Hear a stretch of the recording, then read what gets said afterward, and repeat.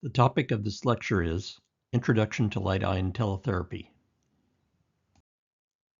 The objectives for this lecture are to provide a history and rationale for light ion teletherapy.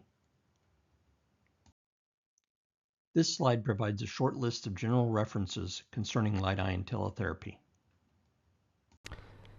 There have been three types of charged particles used for radiotherapy. The first type of charged particle is the electron. Electron source may be a beta ray emitting isotope for use in either nuclear medicine or brachytherapy. One example is phosphorus-32 in a colloid. Another example is strontium-90 in an ophthalmic applicator.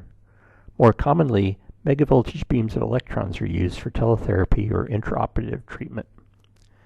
The second type of charged particle is a negative pi meson, or as it is also known, a pion. Megavoltage beams of these were used for teletherapy in the past, but currently they are not used. The third type of charged particle is a light ion. A light ion source may be an alpha particle emitting isotope attached to an antibody or metabolic precursor. More commonly, megavoltage beams of light ions are used for teletherapy. In 1986, Gao provided a chart showing the light ions of interest for teletherapy.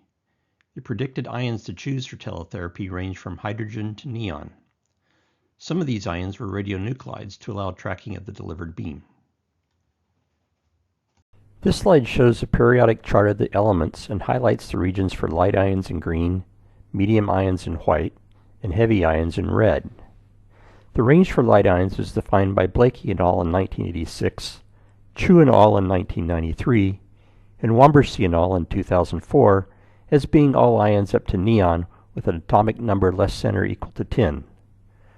Gold, lead, and uranium would be considered heavy ions. Between 1986 and 2009, several light ion projects were proposed around the world. Libra was to be built near Oakland, California in the USA, involving several groups working with the Berkeley project. This facility would use light ions up to neon for treatment, provide proton and helium ions for imaging, and provide radioactive beams for testing. Ulima was to be built near Nice, France, and have available light ion beams up to neon for treatment, and radioactive beams of carbon-11 and neon-19. Later, a network of facilities in Europe desiring to have light ions for treatment formed InLight to help each other develop projects. From this group came the MedAustron facility in Vienna, Austria, and Canal in Pavia, Italy. Even later, ULIS, the Union of Light Ion Centers in Europe, was formed to perform joint research with light ion treatments. Although it may not be widely known, there have been a substantial number of patients treated with heavy charged particle teletherapy. During the 1970s and 1980s, more than 1,000 patients were treated with pion beams.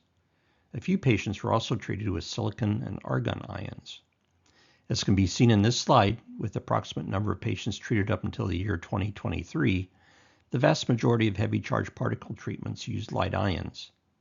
The largest number of patients have been treated with hydrogen-1 ion beams. The ion for the second largest number of patients is carbon-12. This slide lists some of the milestones associated with light ion teletherapy. The first patient treated with protons was in 1954 in Berkeley, California. The first patient treated with helium ions was in 1958, and with carbon and neon ions in 1977.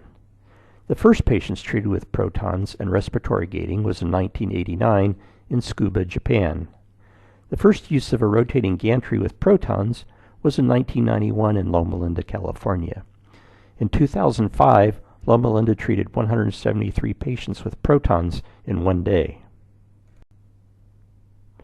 The rationale for light ion teletherapy is predicated on three basic elements.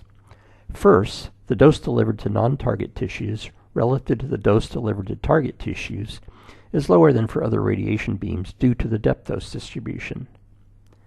Second, the lateral and distal dose gradients are higher than with other radiation beams, enabling better splitting of the target and normal tissues. The third, which only applies to ions heavier than helium, is that a significant differential RBE with depth results in a higher biological dose in target tissues compared to surrounding normal tissues. Let us do a comparison of megavoltage X-ray beams and proton beams. The distribution in red is the depth dose for a 23 MV X-ray beam. The dashed black curve is the dose distribution normally obtained from a proton beam. The distribution in blue is the depth dose for a proton beam modulated in energy to give exactly the same dose distribution around a target as the X-ray beam. You can see that the X-ray beam delivers a much larger amount of dose to the patient, both shallower and deeper than the target compared to the proton beam. One could design a fluence modulated plan for X-ray beams, but then deliver the plan using this proton beam. Within the target, the delivered dose would be exactly the same as would have been delivered by the X-ray beam, but everywhere outside the target, the doses would be lower. It is obvious that a proton beam could always do better than an X-ray beam. As an example of a practical case, this slide compares dose distributions from proton and intensity modulated X-ray plans used to treat a lesion in the abdomen. The proton plan delivers no dose to the spinal cord and the contralateral tissues. The X-ray plan delivers an integral dose to body tissues outside the target 1.76 times greater than the proton plan. None of this dose is beneficial to the patient and can be harmful. The volume of non-target tissue receiving a dose greater than 2 gray is 2.47 times larger than the X-ray plan than with the proton plan. Another practical case is for prostate cancer. As seen on the left for protons, typically only 2 lateral beam directions are used to reduce the dose to the bladder and rectum. On the right is a fluence modulated X-ray plan using 5 beam entry directions. The X-ray plan delivers an integral dose to non-target tissues 1.81 times greater than the proton plan. The volume of non-target tissue receiving a dose greater than 2 gray is 2.59 times larger than the X-ray plan than with the proton plan. Several studies have been performed comparing various light ion beam dose distributions to X-ray and gamma ray distributions for radiosurgery of the brain. This slide shows data from one of those comparisons performed by Phillips et al. The graph on the left plots the integral dose to normal brain as a function of the target volume. All light ion beams reduce the dose by a factor of about 2 compared to X-ray beams. The graph on the right plots the volume of normal brain treated to a dose greater than 80% of the dose prescribed to the target. For any target greater than 10 cubic centimeters, the high dose volume outside of the target that is treated with a proton or carbon ion beam is less than half the volume treated with photon beams.